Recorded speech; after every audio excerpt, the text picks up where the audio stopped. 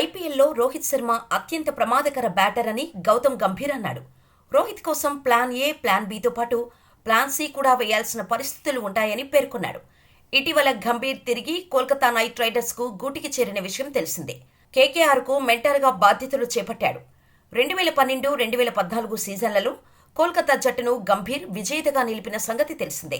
అయితే గత 2 సీజన్లకు గంభీర్ లక్నో సూపర్ జైంట్స్కు మెంటార్గా ఉన్నాడు. ఈ సందర్భంగా గంభీర్ ఆసక్తికర వ్యాఖ్యలు చేశారు. నాకు నిద్రలేని రాత్రులు మిగిల్చిన ఏకైక ఆటగాడు Rohit Sharma. Chris Gayle, AB de Villiers వంటి ఇతర క్రికెటర్ల గురించి ఆందోళన చెందలేదు.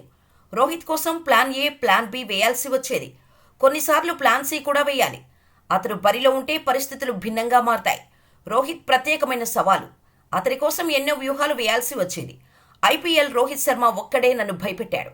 అతని కోసం ప్రణాళికలు రచించినట్టుగా మరే ఇతర ఆటగాడు కోసం చేయలేదు అని వివరించారు గంభీర్. ఇతర ఆటగాళ్ల కోసం ప్లాన్ ఏ సరిపోతుంది, కానీ రోహిత్ శర్మకు అలా సాధ్యం కాదు. మ్యాచ్ ముందు రోజు రాత్రి ఇలా ఆలోచించేవాడిని. ఈ ప్లాన్ ఫెయిల్ అయితే ఎలా? మరొకటి సిద్ధం చేయాలి. సునీల్ నరైన్ తన 4 ఓవర్లు ముగిస్తాడు. మరి మిగిలిన 16 ఓవర్ల సంగతేంటి? ఒకవేళ నరైన్ 4 ఓవర్ల కోటా ముగిశాక రోహిత్ ఇంకా క్రీజులో ఉంటే ఏం చేయాలి? అతడు ఒకే ఓవర్లో 30 పరుగులు సాధించగలడు.